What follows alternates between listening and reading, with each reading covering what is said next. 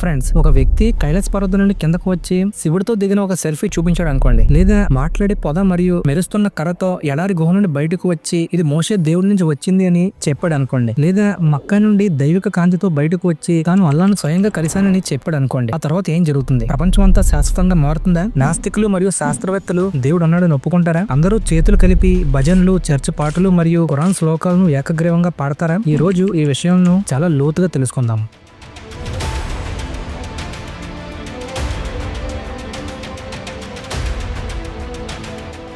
Friends, ఎవరైనా ఒకవేళ దేవుడు ఉన్నాడని నిజంగా ప్రూఫ్ చూపిస్తే ఏం జరుగుతుంది? అది ఒక ఏఐ ఫోటో కాదు, లేదా CGI సృష్టి కాదు, డీప్ ఫేక్ అయితే అస్సలు కాదు. అది చాలా క్లియర్ గా ఎవరైనా చూసి షాక్ అయ్యేంత స్థాయి ప్రూఫ్. ఆ ప్రూఫ్ ఎలాంటిదంటే, ఉదాహరణకు ఒక వ్యక్తి పరమశివుడితో ఒక సెల్ఫీ దిగడం లాంటిది, లేదా జీసస్ మిరాకిల్ చేస్తున్నప్పుడు అక్కడి నుండి రికార్డ్ చేసినటువంటి ఒక వీడియో లాంటిది, లేదా స్వయంగా అల్లా నుంచి వచ్చిన ఒక హెవెన్లీ వాయిస్ వారి ఫోన్ లో రికార్డ్ చేసిన మెసేజ్ లాంటిది. అయితే ఫ్రెండ్స్, ఇది వినడానికి హాస్యాస్పదంలో ఉండొచ్చు, కానీ ఒక క్షణం ఆలోచించండి, అలాంటి ప్రూఫ్ ఒకటి నిజంగా ఎవరైనా చూపిస్తే ఏం జరుగుతుందని. అయితే ఫ్రెండ్స్, నిజంగా అలాంటిది ఉంటే మనం అప్పటి నుంచి ఒక ట్రగ్గర్ జోన్ లోకి అడుగు పెడతాం. ఎందుకంటే నిజం అనేది కేవలం మనల్ని విముక్తులను చేయదు, అది మన నమ్మకాలను మొక్కలు చేస్తుంది. అది ఎలా అంటే, ప్రతి మతానికి తాము నమ్మే దేవుడు ఉంటాడు, తాను నమ్మే నిజం, తాను నడిచే మార్గం ఉంటుంది. ఒకవేళ మధ్యలో ఏదో ఒకటి నిజమని ఒక ధృవీకరణ బయటపడితే ఏం జరుగుతుందో ఊహించండి. ఉదాహరణకు అది శివుడి జుట్టు తాలూకు DNA ప్రూఫ్ అనుకోండి. అప్పుడు మిగతా మతాల వాళ్ళ పరిస్థితి ఏంటి? అప్పుడు ఏం జరుగుతుందంటే, మిలియన్ల మంది నెరవేరని ప్రశ్నలతో నిద్ర లేచినట్టు అవుతుంది. వాళ్ళ నమ్మకాలను ఎవరు నిందించలేదు, కానీ ఈ ప్రూఫ్ వాళ్ళ నమ్మకం కాదు కాబట్టి దాన్ని వాళ్ళు అంగీకరించలేరు. మనిషికి మార్పు అంటే భయం. నిజం చెప్పాలంటే ఆధ్యాత్మిక మార్పు అంటే మరింత భయం. ఎందుకంటే విశ్వాసం అనేది సాక్ష్యాలపై కాదు, పాత తరాల నుంచి వస్తున్న నమ్మకాల మీద ఆధారపడింది. ఒకవేళ ఎవరైనా నమ్మకాలను ఫిజికల్ ఎవిడెన్స్ తో ఛాలెంజ్ చేసినప్పుడు ఏం జరుగుతుందంటే, ఆయా మతాలు, గుడులు, మసీదులు, చర్చిల్లోకి వెళ్లి నిజమైన దేవుడిని నేను చూశాను, కానీ అది మీది కాదు అని చెప్పినట్లు అవుతుంది. నిజానికి వారు నిజం చెబుతున్నా కూడా. అయితే ఫ్రెండ్స్, అలాంటి ప్రూఫ్లను చూపిస్తున్న వ్యక్తులు చెప్పేది నిజం కాదు, వారు చెబుతున్నది ప్రపంచంలో ఒక కొత్త కాలుష్యం మొదలయ్యే డైనమైట్ లాంటి విషయం. ఇలాంటి ప్రూఫ్ వల్ల మతాధిపతులు భయపడవచ్చు, పాలకుల చేతిలో నియంత్రణ కోల్పోవచ్చు. మరి కొన్ని సంఘాలైతే అలాంటి ప్రూఫ్ ను చూపించే వ్యక్తుల మీద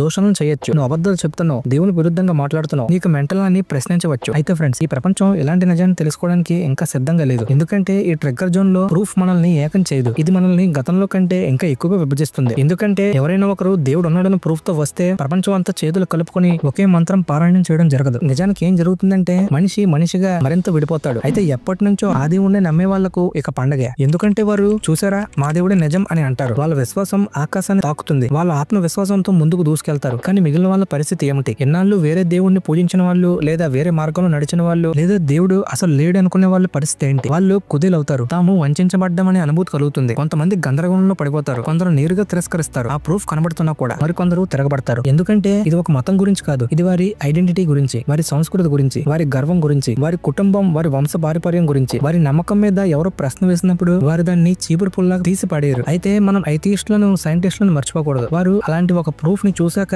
వాళ్ళందరూ దేవుడు నిజంగా ఉన్నాడని ఒప్పుకోరు. చాలా మంది దాన్ని ఖండిస్తారు, దాన్ని మూలాన్ని ప్రశ్నిస్తారు, సందర్భాన్ని సవాల్ చేస్తారు. ఇది నిజంగా దేవుడు కాదేమో, ఏదైనా పురాతన ఆది వికసిత జీవి కావచ్చు అని అనుకుంటారు. ఇది ఆధ్యాత్మిక నిజమా, లేక ఏలియన్ టెక్నాలజీనా అని ఆలోచిస్తారు. ఇది దైవికత, లేక మనం అర్థం చేసుకోలేని పరిజ్ఞానమా అని అంటారు. ఎందుకంటే మనుషులు నిజాన్ని తెలుసుకోవడానికి భయపడరు, ఆ నిజం వల్ల మన ప్రపంచం ఎలా కూలిపోతుందో అనే దానికి భయపడతారు. మరియు దురదృష్టవశాత్తు ఇలాంటివి తట్టుకోలేని వాళ్ళు కూడా ఉంటారు. అయితే ఫ్రెండ్స్, అలాంటి ఒక ప్రూఫ్ నిజంగా ఉంది అని అనుకుందాం. అలాంటప్పుడు ఏం జరుగుతుంది? ప్రపంచం గందరగోళంలోకి వెళ్ళిపోతుంది, మతాలు తలకిందులు అయిపోతాయి, సైన్స్ శాస్త్రం కంపించిపోతుంది, నాస్తికులు తారసపడిపోతారు, మానవత్వం మాత్రం లక్ష ముక్కలుగా ఛిద్రమైపోతుంది. అప్పుడు ఇక్కడ అసలు ప్రశ్న ఏంటంటే, ఇలా మానసికంగా కుదిపివేయబడిన మానవ జాతిని తిరిగి ఎలా సరిదిద్దాలనేదే. అయితే రియాలిటీ చేంజ్ అయినప్పుడు మనం వ్యవస్థలను పునర్నిర్మించడమే కాక, మనం ఒక జాతి యొక్క ఆత్మను లేక నమ్మకాన్ని పునర్నిర్మించాలి. ఇందులో మొదటి దశ పతనం కూడా పరిణామంలో భాగం అనే దాన్ని అంగీకరించాలి. మానవత్వం కూలిపోవాలి, అది క్రూరత్వం వల్ల కాదు, అవసరం వల్ల. ఇతిహాసంలో ప్రతి గొప్ప ముందడుగు ముందు ఒక రకమైన విచ్ఛిన్నమే జరిగింది. సామ్రాజ్యాలు కూలిపోయాయి, కొత్త స్వేచ్ఛాయుత సామ్రాజ్యాలు పుట్టాయి, యుద్ధాలు జరిగాయి, శాంతి ఉద్యమాలు పుట్టుకొచ్చాయి, పాత నమ్మకాలు వదిలాం, కొత్త అర్థాలు వచ్చాయి. బహుశా దేవుడు ఉనికి బయటపడటమే మన ఆలోచనలు, మత అహంకారాల నుండి బయటపడడానికి అవసరం కావచ్చు. రెండవది, మతాన్ని మళ్ళీ అర్థం చేసుకోవడం. ఇప్పటి వరకు మతం అంటే ఒక పోటీలా మారింది, ఎవరి దేవుడు నిజం, ఎవరి గ్రంథం సరైనది, ఎవరి మార్గం పవిత్రమైనదని. కానీ ఇప్పుడు మనం ఒక నిజాన్ని చూడాలి. అన్ని మతాలు కూడా ఒకే ఒక పెద్ద నిజం యొక్క భాగాలైతే ఎలా? ఒక అద్దం పగిలితే ప్రతి మొక్కలో కొంచెం ప్రతిబింబం ఉంటుంది, అలాగే ప్రతి మతంలో కొంచెం నిజం ఉంటుంది. కానీ వాటిని అంతా కలిపితే చూస్తేనే దేవుడు అసలు ఎలా ఉన్నాడో తెలుస్తుంది. ఇది నమ్మకాన్ని పోగొట్టడం కాదు, అన్ని నమ్మకాలను కలిపి అర్థం చేసుకోవడమే. మూడో దశ ఆరాధన కంటే జ్ఞానమే ముఖ్యమని తెలుసుకోవడం. ఒకసారి మనం దేవుని ఉనికిని చూశాక మన దృష్టికోణం మారాలి. కేవలం భగవంతుని ప్రార్థించడం కాదు, ఆయన ఉనికి మనకు ఏం నేర్పుతుందనే దానిపై దృష్టి పెట్టాలి. ఆ దేవుడి నిజం మనకు చెప్తుంది ఏంటి? దయ గురించి, అహంకారం గురించి, లోభం గురించి, ఐక్యత గురించి. ఇక్కడ శాస్త్రం మొత్తం రెండు కలిసి పనిచేయాలి మనకు మెరుగైన భవిష్యత్తును కట్టడానికి. నాలుగో దశ దేవుని ఉనికి గొడవ కాకుండా వినయానికి వాడాలి. దేవుడు ఉన్నాడన్న సాక్ష్యం ఒక ఆయుధం కాదు, ఒక అర్థం. ఇది నువ్వు తప్పు చేసావని చెప్పదు, ఇది నిన్ను ఇప్పుడు నీకు అంతా తెలుసు, మరి నువ్వు ఎవరిగా మారుతావని అడుగుతుంది. మనం అంతా ఎవరి దేవుడు నిజమని గొడవ పడతామా లేదా మనమే ఇంకా దైవ స్వరూపంగా మారిపోతామా? ఇంకా చివరిగా ప్రశ్న ఏంటంటే దేవుడు ఉన్నాడనేది పరీక్ష కాదు, మనం ఆయన ఉన్న ప్రపంచంలో జీవించేందుకు సిద్ధంగా ఉన్నామా అనే విషయమే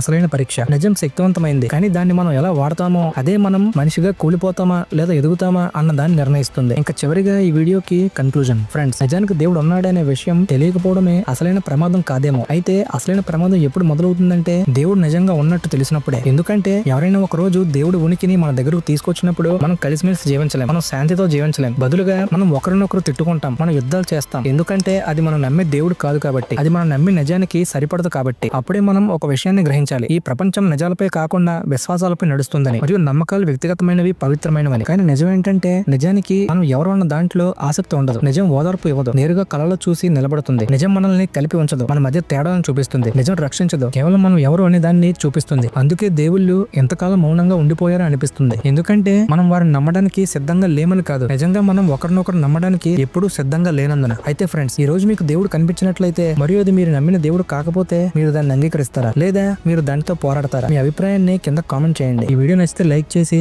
సబ్స్క్రైబ్ చేసుకోండి, ఎందుకంటే ఇవి కేవలం ప్రశ్నలు కావు, ఇవి మన మనస్సులకు అర్థం లాంటివి.